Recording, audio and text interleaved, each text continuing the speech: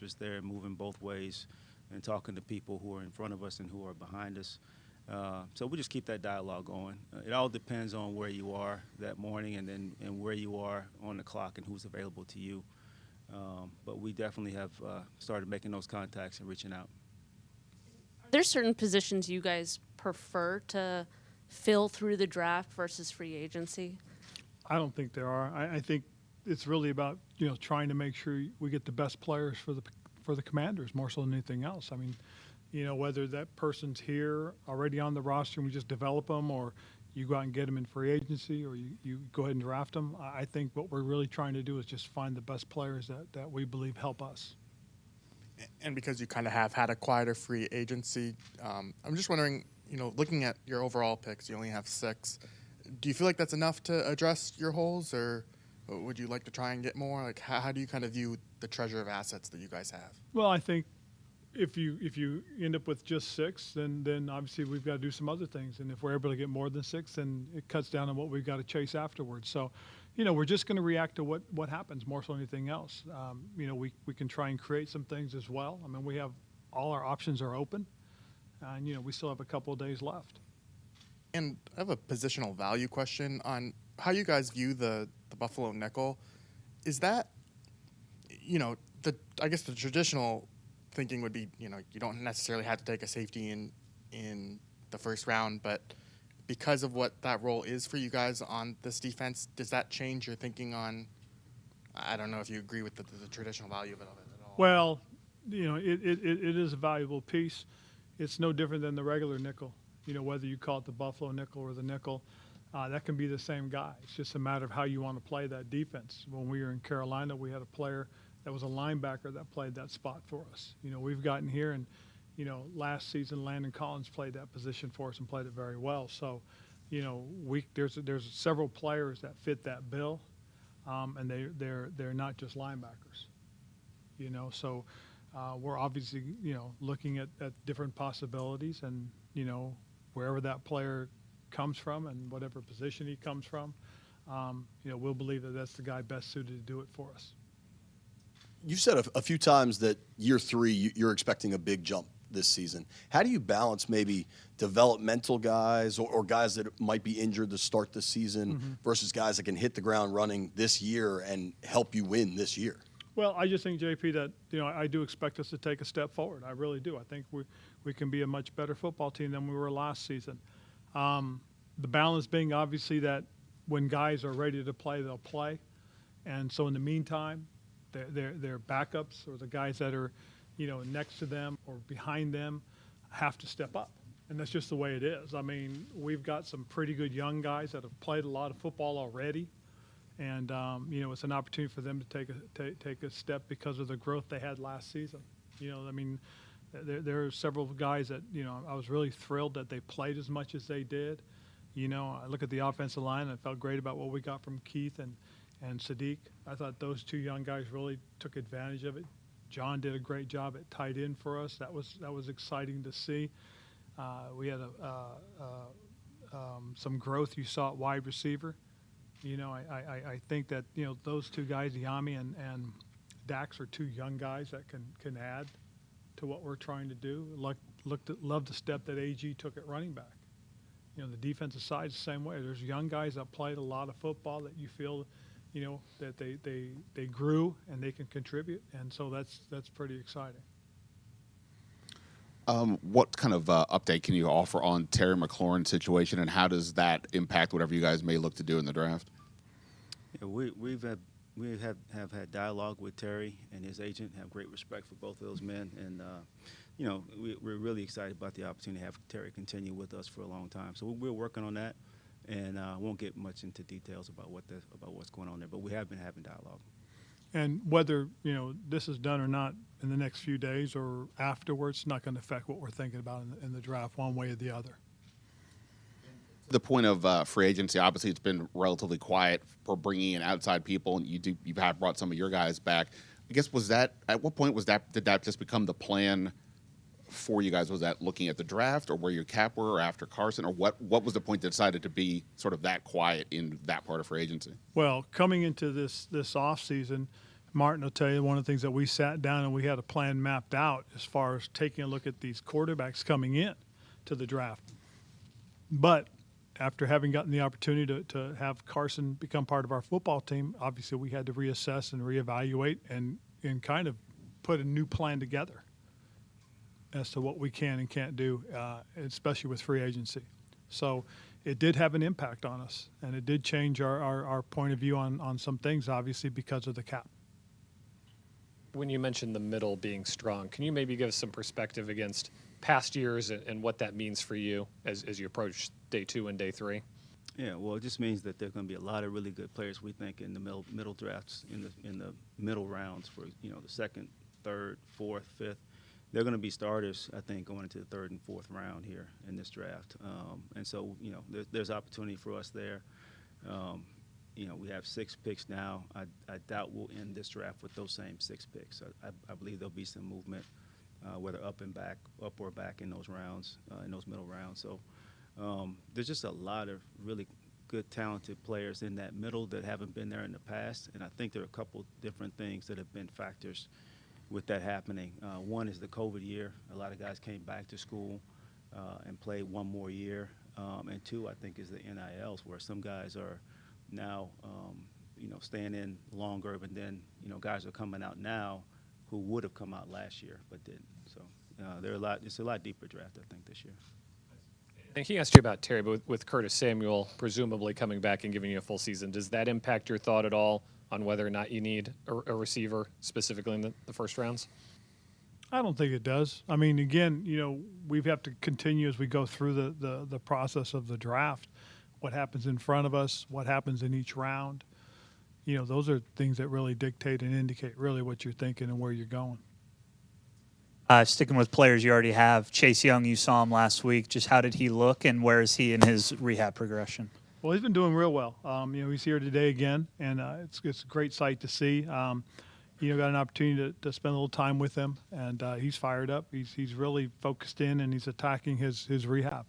I think, as Martin alluded to earlier, you know, an opportunity for him to meet Al and listen to Al and you know, Al Bellamy, and listen to his plan and how he's mapped things out, and then, you know, working with the folks we have down in the training room has been really good. I mean, this past week and now heading into this week is an exciting time. We've had very good participation this year. We really have, and it was it's really cool to see, you know, all the players that are here and watching them work out. Tell if, at this point, if he's on track for training camp preseason week 1. Is there a certain date you're aiming for? No, there's no. We're not going to put a time limit on anybody's injuries. All we can tell you is that he's doing exactly what he needs to do. The idea of trading down and getting more picks seems to be getting more popular league-wide. I know you guys will probably evaluate each situation as it comes, and you'll let your board dictate that. But have you guys had a shift in philosophy or change your thinking at all, maybe about trading down since you've come into the league? I don't think so. You know, from my standpoint, it's all about who's there when you're on the clock.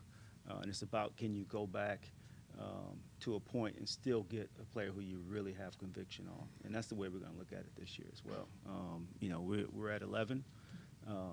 We'll see how things fall. If there's a guy there at 11 that we really have conviction on and feel really strongly about, then we'll take that player. If we think we can go back a few spots and still get one of the players that we feel really strongly about, then we will definitely explore that. I think the biggest thing more than anything else, and you know, you brought it up in your question, is that the board will dictate. What parts of your draft process have you guys tweaked now in year 2 of being together and going through this process? Well, I think for the most part, we're pretty much doing the things that we did last year. You know, just everybody being more comfortable with the process has been a pretty good situation for us. You know, we have continued conversations just like we did last year. We've done an awful lot of the evaluation work that we've needed to do, and we've set the board last Friday, and we continue to discuss the board and options and opportunities that as they arise. Last 2 years, COVID impacting the draft cycle, how, I guess, relieving has it been this year to have a pretty normal cycle? It's been great. We've had a really good process again, as Coach just said, this year as well. But no, it's good to have a complete season to look at players and to evaluate players. It's good to be in person and talking to guys in person and not on these Zooms. And we did some Zooms with a few players, but we've had our 30 visits and had the opportunity to spend hours with guys where they come up throughout the entire building, spend time with the coaching staff, with the scouting staff, with our player engagement people. So we have a really good feel for guys when you get to spend time with them in person. So that's really been helpful, I think, and I'm glad that we're out of that, out of the COVID drafts. Darren Haynes, WSA 9. A little bit outside the X's and O's. Can you take us inside the room and what that phone call is like when you draft a player? If you can kind of just describe what that means to you and the player and what that moment is like. Well, I think it's a real neat process, first and foremost, because as we go through the decision-making process, we'll pull the names that we have in that cluster of guys. We'll discuss all those guys, and then we'll decide on it. And as we're getting ready to send the name in, then we call the player just before we send the name in, just to make sure, we actually got a body ready to roll. We'll talk to the player, and then we'll tell him, hey, we just turned your name in. Keep watching the TV if he's at home watching it on TV, and they're going to announce you as the next Washington Commander. And last year when we did it, the one that sticks out the most to me was Sam Cosme. He was with a group of his family and friends, and you could hear the excitement on the other end. So it's really a cool process because it is kind of a life-altering announcement, and it's something that impacts the young man and impacts the franchise as well. Ron, you talked often about situation or complementary football. I wonder with Carson here now, how that changes the possibilities for the offense to take a larger role in that complementary football, and how does that subsequently maybe impact what you do in the draft? If you add another dynamic piece to the guys you already have and to a quarterback that can make all the throws, can that offense kind of be different, fundamentally different than it's been? I believe it'll grow a little bit more because, Carson does have a couple more tools that Taylor doesn't have. Taylor's a very efficient quarterback that handles things very well, and he brings some excitement to it. You look at what Carson can do in terms of some of the other throws that he makes that are pretty dynamic. It does add a whole new element to what we want to do offensively. As far as complementary football goes, the first thing too, and this is one thing I think everybody's going to understand. We talk about this, and this is something that we discuss going into this, and that is, we have a guy like Carson. You got to be able to protect him, but then you do got to put a dynamic playmakers around him. So we'll go into this draft with that mantra, that mindset that, if you can't get one, then make sure we get the other to help him. As far as complimentary goes, it's one of those things that with a guy like that, and we saw that during that 4-game stretch between Tampa Bay and Vegas, what we're capable of. I believe we're capable. You get a lead and how you can play a certain way. And if we can get leads like that and we can cut that pass rush loose and really just, get into a one-dimensional game on the defensive side, it's a different style of football. Martin, are there positions that are especially deep that you think second, third, fourth round you could still find those potential starters that could jump in? Is there a specific position or two that really jump out? Yeah, there are, but I really don't want to get into those. But yeah, sure. Every year you're going to find certain spots where you feel it's really deep, and you feel like there's some guys that you identify that could be in the third or fourth round, that could be major contributors for you. And this year is no different. There are a couple of groups, and we can talk about it on Sunday after we get done. But there are some groups where we feel there is a lot of depth. Just kind of along the Carson lines, now that he's in the building, how have you kind of seen him with his new teammates and kind of adapting to him as that leadership role now as the quarterback? It's been kind of cool watching him interact with his teammates, interacting with the coaches as well. Like I said, he's got a different skill set, and it's interesting to watch the guy's reaction. He's reached out to a lot of them about throwing extra stuff like that, and those guys have all responded in a positive fashion. So, it's kind of created that vibe that you're looking for, you're hoping for, and you feel good about it. You really do, and there is some optimism, obviously, just walking around the building. Similar to the Chase question earlier, how's Curtis Samuel looking? Good. It's good to see him here. We haven't been able to go out on the field and watch these guys work yet. by rule. But just listening to what the strength conditioning guys are telling us about, him coming in and looking really good, moving around really well. We do get to watch the workout stuff that we do get to video, and when you do see him moving around, you feel pretty confident about it. Between him and Logan Thomas, does that impact your need to get dynamic playmakers on the field in the draft? I don't think it necessarily impacts it. Would it be a luxury thing, stuff like that? Yeah, absolutely. I mean, again, we expect Logan to be back, ready to roll at some point next season. Looking forward to having him back on the football field for what he means to us. And, we continue with Curtis and keep getting him stronger and healthier and ready to roll. It could be exciting. It could be fun. But, we're going to address this as we go through the draft on what player that's available we feel can impact us. Carson does have a history of performing well with bigger type of receivers. Do you think that was circumstance, or is there something like, would you guys like to add size to a wide receiver? Or how do you kind of view, I guess you have Kim Sims. I think it's circumstance. I think it's just a matter of who he's throwing the ball to, and I kind of like the guys we have. I think we have some guys that most certainly are big targets, and we have some little shorter targets. But I think with the ball in their hands, we got some pretty dynamic guys. We haven't had a chance to talk to you since Dwayne's death. Just what was your reaction to that? And just shock and disbelief, and just a feeling of sorrow. Dwayne was a solid young man who had a big heart, and it's very unfortunate.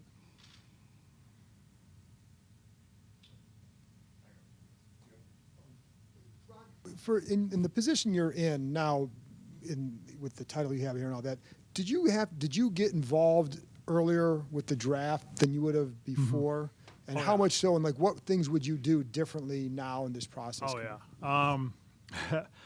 As soon as we finished all the reviews this year, probably third week of January, I pretty much got. This year, I went from a top 100 to a top 150 in terms of players to watch. And I started, like I said, at the end of January, and pretty much ground through that. And, I ended up watching probably on the average 4 to 5 games per player. But starting as early as I did was a big change. Typically, I don't get started till right around combine, and like I said, it started much earlier this year, and it's very time consuming, obviously, watching the tapes, talking about the players, watching more tape or going back and watching tape, looking at the combine stuff that we got, looking at some of these guys' pro days on tape, stuff that normally, not doing that, not having that responsibility, I wouldn't have done.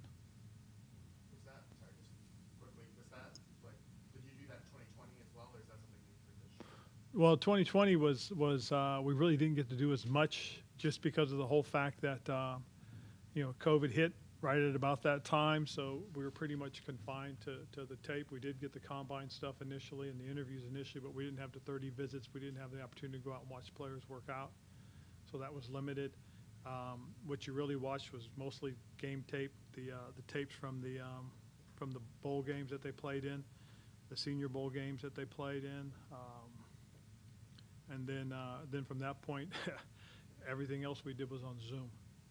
We interviewed on Zoom. We had our draft meetings on Zoom, and in all honesty, what Kyle Smith did during that period was pretty doggone good. You talked a lot about how the defense improved in the latter half of last season, especially when you guys used more of the three safety sets. Is the intent to stick with that, and do you feel like you have the pieces now to continue with it? Well, I'll say this. I think the intent is to continue to develop the Buffalo defense that we had, more so than anything else. And again, like I said, when we were in Carolina, we had a linebacker play that position. And then, like I said, this past year, we had Landon playing that position. How many first-round grades did you have on players this year? Oh, we had several. We did. There's some solid players out there, and again, as I said, the biggest thing everybody understand is that we're just going to react to what happens in the first 10 picks, and then we'll go from there. Whenever people do mock drafts or try to project what a team is going to do, they typically just look at needs. But obviously, sometimes you have to just decide, hey, this guy is just too good, even if it's at a position we feel good about. I'm just curious in general, what's the line for you between going for that need versus the best player available? Like, how overwhelming does one have to be to sort of go that way? Yeah, well, I think it's sort of a sliding scale a lot of times. If you look at, early in the draft, where you really have to be right, have to be 100% right, you really want to take the best player you can take for the most part. Need comes into play, obviously, but I think you lean more toward best player. Later in the draft, you're trying to fill needs. You get in the 6th or 7th round. You don't have enough of a certain position or whatever. You're more likely to tilt it a little bit more toward need. It's a sliding scale, and I think each situation is a little bit different. For us, we're going to make the best decision for us as an organization in all those picks this year. You've indicated you'd like to get a third quarterback somewhere along the line. Is that search process any different than the one for a QB1? And what kinds of things do you look at differently? Yeah, probably the biggest thing, obviously, that did change was, the important significance of drafting a quarterback high. We did a lot of work on that leading up to that point, and we got pretty good knowledge on these guys coming out. But we'd love to get one somewhere in the draft. Yeah, if there's the opportunity arises and the right guy's there, yeah, we could. And if not, we obviously got to look other directions after the draft. But we would like to make sure we have at least 3 going into camp. Just led you to Carson doing the tape and looking into those guys, like a guy who will be the leader of the team, and then a guy you're drafting, maybe day 2, day 3. Are there different things you're looking for there? Well, what you're hoping is you're looking for a guy that, for the most part, is going to be able to learn and retain. But and you see it mostly with veteran guys. Some guys don't need a lot of work, and then go out and play. And we saw that with Taylor last year in the 2020 season. He didn't need a lot of work. He just needed to know the game plan. He went out and just did his job. And that's what we really appreciate about him. I had a guy, Derek Anderson, in Carolina. He didn't need a lot of snaps. Okay. But as you look at these young guys, and one of the things that's really important is when we do interview these guys, when we did have them, in the room at the combine, you try to find out what their knowledge of football is, and whether or not you think, it'll come easy for him and naturally for him, because at some point, if he has to assume that backup role, he's not going to get a lot of reps. He's going to have to be able to understand, learn, and grow quickly. And so that's part of what you're looking for. I mean, most of these guys will come in with skill sets that obviously need to be honed and worked on.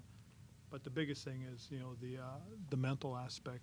How much do they know? How quickly will they learn? And, how much are they going to retain? In looking at your past drafts in Carolina and here, you've never drafted a corner in the first round, and I'm sure each draft is different, but is that maybe a philosophy thing that you feel like you can find that position later on, or is that just a kind of a wacky coincidence? To a degree, I think it's a lack of kind of a coincidence thing more than anything else. I will say this: in Carolina, in my 9 seasons there, we never had the same secondary. We never started with the same 4 guys. Martin, for you, when it comes to building a receiving group, how much does, kind of building off Matt's question about the size of receivers, just how much does that variance matter to you, or do you not? Is it just, we'll just get the best receivers, or do you like having that mix? I think it's about getting the most talented guy, and everybody brings something different to the table, So it's about guys fitting us and fitting what we try to do offensively, and guys having the most ability. Size comes into play, obviously, but I think it's more about talent. More.